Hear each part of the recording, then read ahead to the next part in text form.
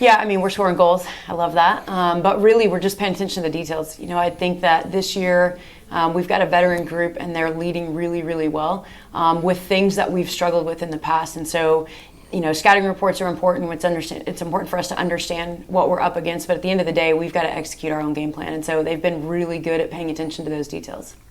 Coach, we're starting to get to a point here that your program hasn't been in a while, and that's in a race for, a conference championship and the conference tournament, berth in the national tournament, all these different things. But what are some of the things you guys work on a week-to-week basis to stay focused on the goals at hand? Yeah, we haven't thought about that. We've got to win today. Same thing with, we've got 2 quality opponents this week, but we've got to be better today. And so we've got things we've got to work on today. All that stuff will take care of itself, but we got to live moment by moment and not get fixated on things that we can't control. And so we got to do some work today because we've got a good opponent tomorrow.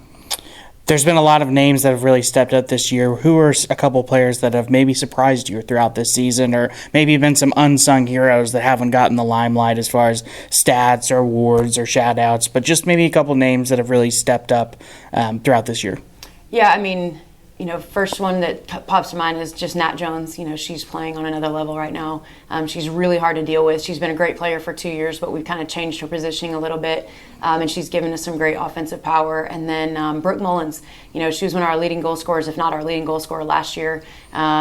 She's a kid that has to do a lot of work to get onto the field, but when she does, she makes the most of it. And so they've done a really good job. And then just across the board, our midfield is solid. I would say Hana Masuko kind of anchors the midfield. Nobody really talks about her, but without her, we're not the same midfield. And so we've done some really good things in the middle of our park, and I think Hana is a big part of that. A team that needs no introduction tomorrow night, DBU. They've really been the class of this conference for many years, but you guys have played them really well.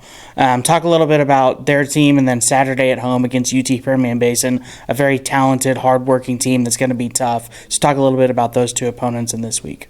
Yeah, I mean, DBU's DBU. They're going to be well coached. They're going to be well organized. Woody's got a plan. He's picked out our weaknesses, and he's got a plan for those. And he's picked out our strengths, and he's got a plan for those. And they have a lot of talent. But at the end of the day, we've got to do our job. We've got to go to Dallas and be ready to go to war. And so, for us today, it's about getting those details right and being prepared for DBU.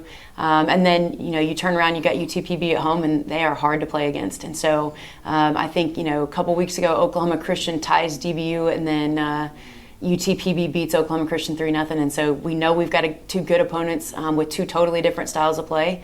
So it's on us now to get ready.